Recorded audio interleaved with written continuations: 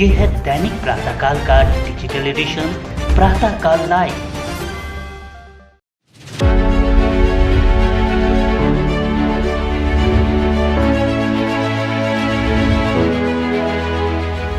मैं अपने युवा साथियों को ध्यान में रखकर ये आपको बताना चाहता हूँ, बिजनेस एक स्ट्रगल लाइफ है। आप जितना उसमें स्ट्रगल करेंगे, ध्यान देंगे, उतना ऊपर जाएंगे।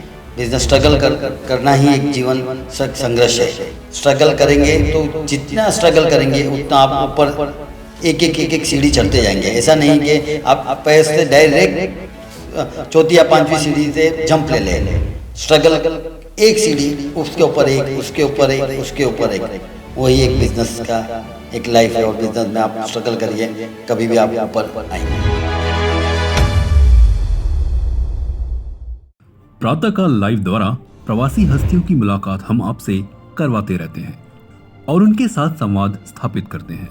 इसी कड़ी में इस संवाद कार्यक्रम में हमारे मेहमान हैं हिम्मत जैन राका, जो राजस्थान के भीलवाड़ा जिले के खाकला गांव के निवासी हैं और मुंबई के मशहूर भवन निर्माता सुरेश राका के घर 1978 में वे पैदा हुए थे। बीकॉम तक शिक्षा अर्जित करने वाले हिम्मत जैन ज्वेलर कारोबारी और भवन निर्माता होने के साथ साथ राजनीति और समाज सेवा के क्षेत्र में भी सक्रिय हैं। भारतीय जनता पार्टी से जुड़े जैन उत्तर मध्य मुंबई भाजपा बिजनेस सेल के मंत्री, साकिनाका व्यापारी संगठन के सचिव, साकिनाका ज्वेलर्स एसोसिएशन के अध्यक्ष सहित अनेक संस्थाओं से जुड़े हुए हैं। राजनीति के साथ साथ आप समाज सेवा में भी सक्रिय हैं। मेवाड़ के जैन समाज की संस्था मेवाड़ संघ में उपसंघ घाटकोपर के अध्यक्ष पद की जिम्मेदारी देखने वाले हिम्मत जैन सबसे कम उम्र के अध्यक्ष हैं।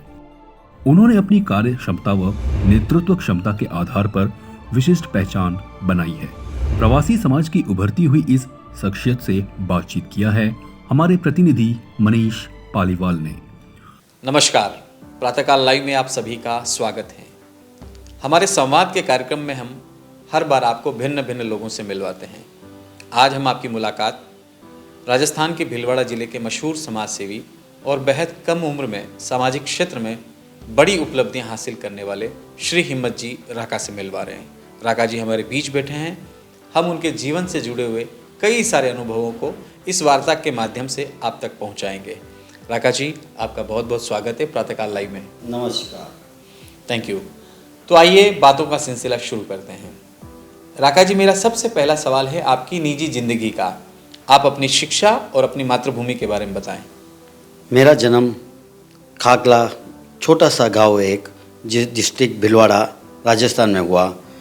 जन्म होते ही हम मुंबई में आए। मेरा बचपन से पढ़ाई केजी से लेके बीकॉम तक पढ़ाई मेरी मुंबई में हुई, जो क्षेत्र साकिनाका में है। वहाँ पर मैंने पढ़ाई की। पढ़ाई के बाद में बिजनेस लाइन में आया।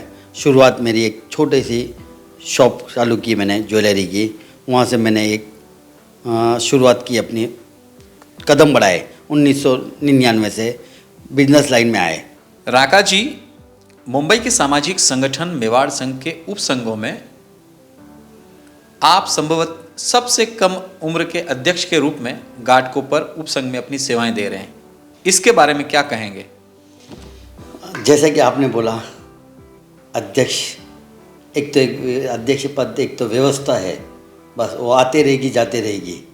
हम तन मन धन से सेवा देते रहेंगे, कोई नहीं। घाटकोपर उपसंघ का मैं नहीं, हर श्रावक अध्यक्ष है। पर मुझे इससे लायक समझा, सेवा के लिए मुझे निर्विरोध चुना और मैं अपनी सेवा देता रहा हूँ और देता रहूँगा। और ऐसा नहीं है कि अध्यक्ष पद ही हूँ। अध्यक्ष होता है 3 साल के लिए, एक तो एक व्यवस्था है।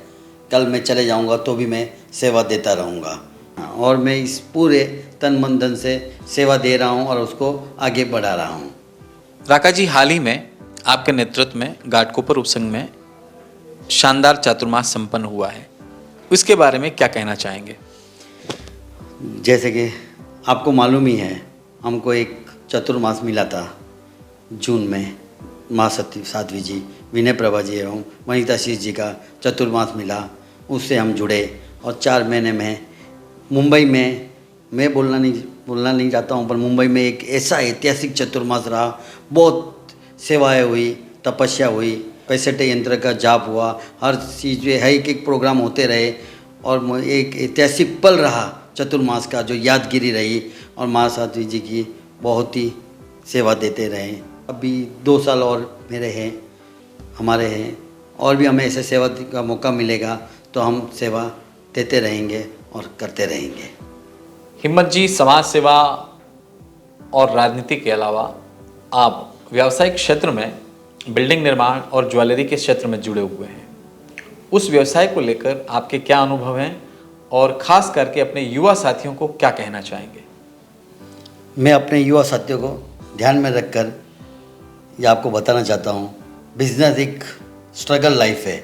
आप जितना उसमें स्ट्रगल करेंगे, ध्यान देंगे, उतना ऊपर जाएंगे। बिजनेस स्ट्रगल करना ही एक जीवन संघर्ष है। बिजनेस ही एक उसकी लाइफ है और आप उसमें स्ट्रगल करेंगे तो जितना स्ट्रगल करेंगे उतना आप ऊपर एक सीढ़ी चढ़ते जाएंगे। ऐसा नहीं कि आप पैर से डायरेक्ट 4th या 5वीं सीढ़ी से जंप ले लें। स्ट्रगल एक सीढ़ी, उसके ऊपर एक, उसके ऊपर एक, उसके ऊपर एक, वही एक बिज़नेस का एक लाइफ है। और बिज़नेस में आप स्ट्रगल करिए, कभी भी आप ऊपर आएंगे। यही मेरा युवाओं को संदेश है। राका जी, आप अपने आप को मोदी जी का सबसे बड़ा भक्त और सबसे बड़ा फैन मानते हैं और मुंबई में जब भी मोदी जी आते हैं, खास तौर पर उन कार्यक्रमों में आपकी उपस्थिति रहती है। मोदी जी के बारे में क्या कहना चाहेंगे? हमको देश को एक ऐसा प्रधानमंत्री मिला है, बहुत ही आज 10 साल से तो इन्होंने इतना अच्छा डेवलपमेंट किया। आज बिजनेस की राह में इंडिया टॉप पर आ रहा है और आते टाइम में ऐसा फ्यूचर है।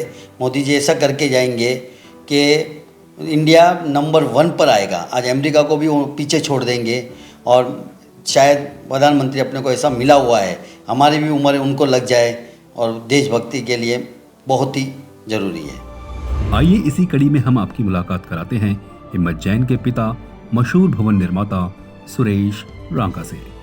अब हमारे बीच में मौजूद हैं हिम्मत जी राका के पिताजी सुरेश जी राका।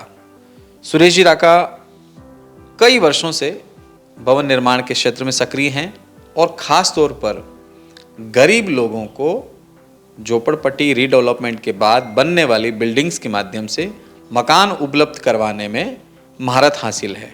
1973 में मुंबई आया। मुंबई में एक रिटेल शॉप के माध्यम से मैं धंधा चालू किया। धंधा चालू करने के बाद में और मेरे को लगा कि अपन को भवन निर्माण में आना चाहिए, तो भवन निर्माण का मैंने काम चालू किया। भवन निर्माण में मैंने मरोल में भी बिल्डिंग बनाई और उसके बाद में एक जो गवर्नमेंट महाराष्ट्र शासन की तरफ से झोपड़पट्टी पुनर्विकास निर्माण योजना में लोगों को जो गलीच बस्ती में रहते हैं उनको कैसे अच्छी सुविधा देके भवन में बिल्डिंग में उनको शिफ्ट किया जाए और उनके लिए हमने कार्य किया मल्लाड में और उनको भवन बना के उनको स्थापित किया।